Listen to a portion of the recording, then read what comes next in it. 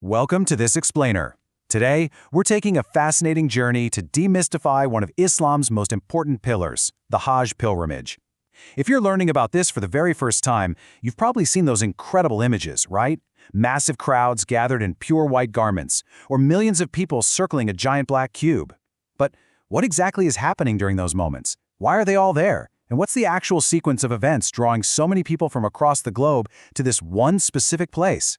Well, we're going to break all of that down today so you can easily understand the purpose, the history, and the exact steps of this truly incredible journey. Okay, let's just dive right in. What exactly is Hajj? At its core, Hajj is a unique form of special worship and visitation to sacred places. It is definitely not just a standard trip or a casual vacation. It's a highly intentional act of devotion aimed entirely at seeking Allah's pleasure. The main focal point of this visitation is the Masjid al-Haram, the Great Mosque, along with a few surrounding sacred sites. During this time, Muslims from all over the world unite. They set aside their daily lives, their jobs, their routines to engage in this massive collective act of worship and submission. To make this complex, multi-day ritual really easy to grasp, here's our roadmap for the explainer. We're going to cover 1. What is Hajj? 2. History and timing. 3. Sacred locations. 4. The 9 main steps. And finally, 5. The ultimate message. All right, let's get into Section 1. What is Hajj? We'll start by looking at the fundamental obligation. So here is the crucial thing to know. While Hajj is indeed a mandatory obligation in Islam, it actually comes with some very specific conditions. It's only required once in a person's entire lifetime, and even more importantly, it is strictly meant for those who are physically healthy enough to endure all the rigorous travel and walking, and financially capable of funding the journey without causing themselves hardship. If someone lacks the health or the wealth, the obligation is simply lifted. It's a profound commitment for sure, but one that completely takes a person's physical and financial reality into account. Moving right along to Section 2, History and Timing, let's look at the roots of this journey. You know, the physical journey a pilgrim takes today is literally walking through ancient history. The entire foundation of the Hajj is intimately tied to the tradition, or sunnah, of Prophet Ibrahim and his son, Prophet Ismail. The actions performed are actually echoes of their incredible dedication and trials. For example, some of the footsteps pilgrims trace perfectly mirror an ancient desert survival story of Ismail's mother, Hagar, desperately searching for water. Now, over the centuries, the practices shifted a bit, but it was later that Prophet Muhammad taught the final correct method of the pilgrimage, establishing the exact sequence of rituals that millions of people follow today. And timing is absolutely everything here. Unlike other forms of worship that can be done at any time of the year, Hajj operates on a really tight, strict chronological timeline. It happens specifically in the Islamic lunar month of Dhul Hijjah, strictly spanning from the 8th to the 12th of the month. What this means is that every single eligible person making the pilgrimage is doing it at the exact same time. They're moving through the steps together in this massive synchronized wave over just 5 days. Next up is Section 3, Sacred Locations. Let's map out the journey. Because, as you'll see, pilgrims don't just stay in one building. They move systematically across a designated landscape. It all begins in Mecca, the holy city housing the Kaaba. From there, the flow of people moves to Mina. And Mina is wild because it famously transforms into a massive city of over 100,000 air-conditioned tents. It literally becomes the largest temporary city on Earth.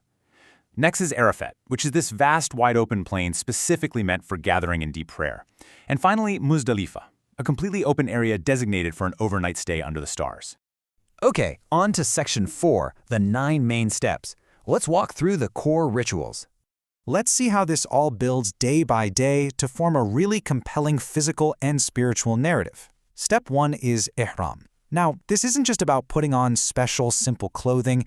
It's a profound state of intention and purity that officially kicks off the journey. Step 2 is Tawaf, where pilgrims perform exactly 7 circuits around the Kaaba and Mecca. Step 3 is Sa'i. This involves walking back and forth between 2 small hills called Safa and Marwa, beautifully mimicking that ancient desperate search for water by Hagar that we talked about earlier.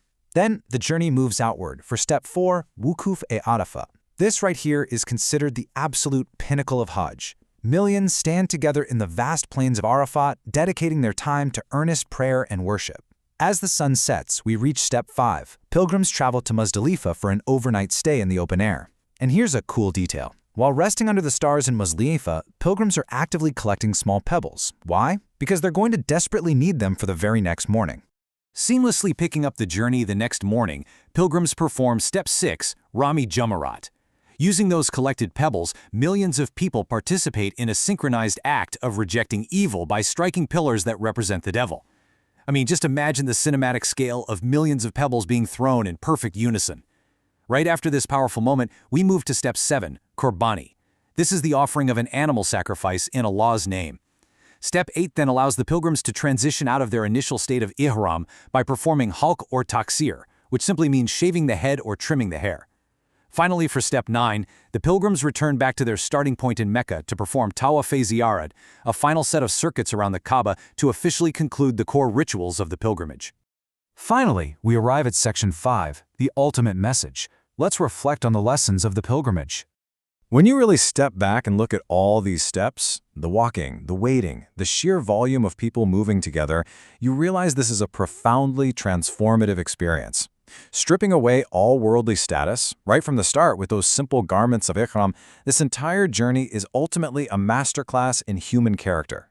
It teaches Muslims immense patience as they navigate the rigorous physical demands alongside millions of others.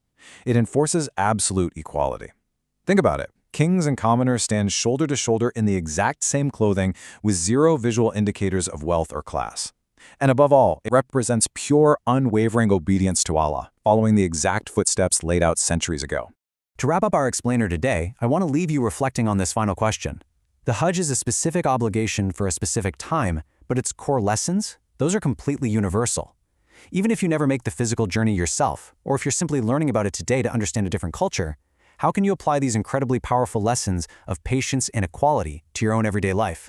How can stripping away the distractions of wealth and status help you connect better with your fellow human beings?